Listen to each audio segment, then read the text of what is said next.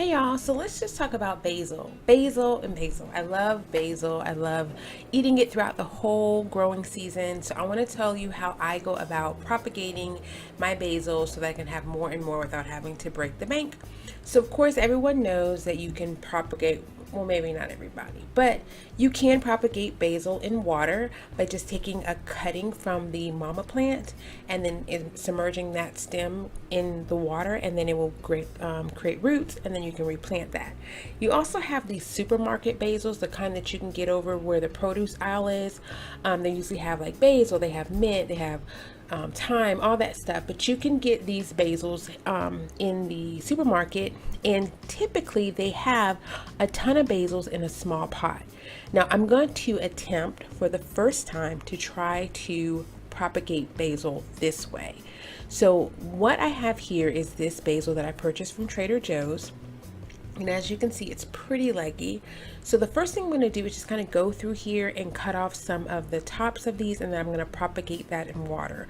Now I have propagated, like I said earlier, I've propagated in water a ton of times, and it always works for me. I really rarely have any issues with propagating in water. Okay, as long as it gets good light and you do some clean water every now and then, you'll have a good basil propagation this way. So I'm going to show you here. I'm just taking some cuttings from the tips of this I'm just going to call this supermarket basil, and I'm going to go ahead and place that in a cup full of water. Okay, now this will be my first time trying to propagate basil from the grocery store, the supermarket.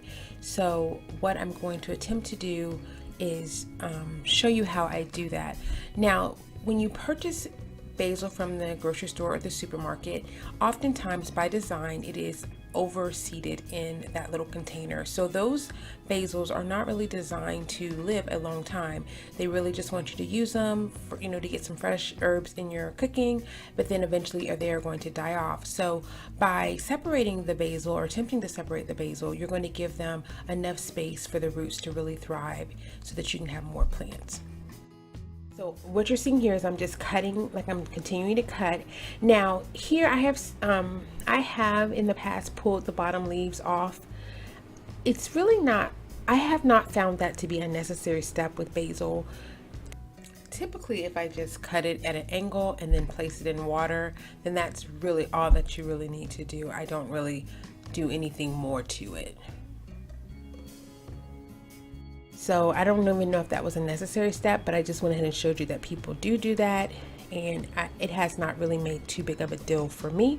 So here are my stem cuttings. I'm going to go ahead and just set them to the side, and let's go on to how we can propagate the basil that you get from the supermarket. Now I got this one, like I said, for $1.99 from my local Trader Joe's.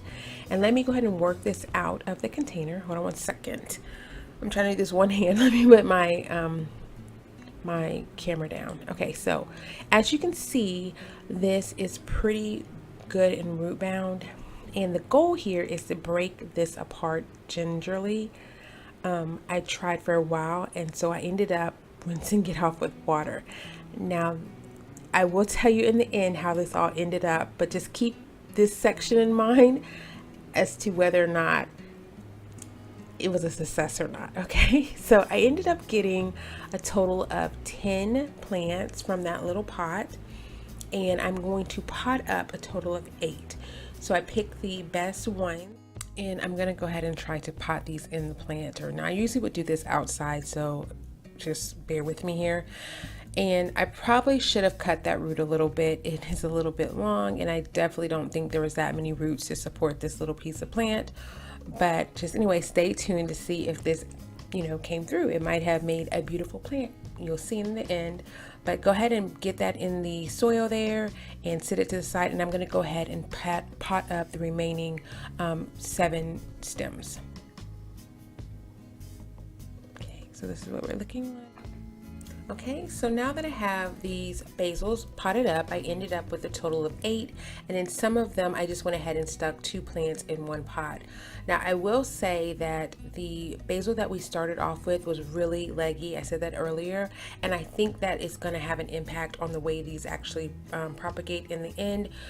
If I'm going to do this again, and I probably will, I'm gonna look for a basil that's a little bit more compacted and where the seedlings have not developed as long. I feel like this one maybe sat in a greenhouse a little bit longer, and although it's great for the kitchen, for quick herbs for your dishes, I feel like maybe for the propagation portion that maybe if I would have used a basil that was, like I said, a little bit more compacted, it might have had different results. So here you are, I have those 4 here, and then plus I have the cuttings that I did, so that's a total of 3 more. So if you add all that right now, it looks like I potentially have 11 plants. So if it all goes to plan, we will have gotten 11 plants out of that one supermarket basil. Place these basils in this little basket right here so that I can try to harden them off. Harden them off is basically, I'm just going to take them outside for a few hours a day until they can kind of get used to the sun, and then that way when I finally put them in my garden in their new home, they will be ready to go, because basil they really do like direct sunlight. So fast forward, this is about 2 weeks later with the basil that was in the glass. So if you can see here, I'm going to try to zoom in some.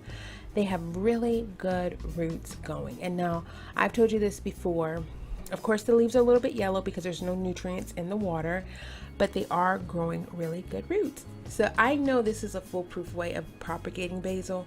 What I wasn't sure about was the other way. So this is about 2 weeks, 2.5 weeks of just sitting in a nice sunny location. And this is about 3 to 4 weeks later. So can you see how amazing the root system is? So that is definitely ready to be potted and get ready to go out into the world of the basil garden. So I went ahead and potted up those 2. Now remember, I started with 3. 1 did not make it, and that's okay. That happens. Maybe it didn't get enough water, maybe it didn't get enough light, whatever. It just happens in the world of plant propagation. Some of them don't make it. How? You remember the basil that I got from the supermarket plant? Okay, so pretty much all of them look like this. I didn't keep them all. I just wanted to come on video to show you that I failed. And I feel like I know why. For starters, that wasn't really a healthy plant to begin with. Like I said before, it was really long and leggy, and there probably wasn't enough leaves left on the stem to create new life and new roots. So that did not work for me. But 1 did make it. 1, guys. So you can look here. I've already stuck him in my garden. He's over here. I put him next to these other plants to encourage him to want to grow. I've already fertilized him, so he's got some really good hard roots on there, and hard leaves on there. But 1 made it, so I'm gonna count it as a small victory, but I know what to do for the next time. And if I do a video on that, I'll show you. Now, I did take some basil seeds and just pop them in my garden just to see if they will propagate, not propagate, but see if they'll grow. If not, it's okay. Typically, I don't grow anything from seeds. This would be a new thing for me. So I bought a packet of seeds, threw them in there. Some of them fell below into the other garden container. But let's just see if I get some basil there. I don't know if I will, because the watering is different with my full grown basil and these seedlings. So who knows?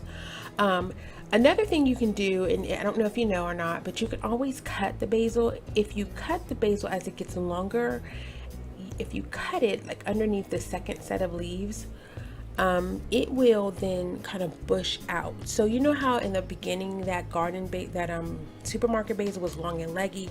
Had that been cut a little bit sooner, maybe even planted in the ground, it would have bushed out as opposed to making one big long basil.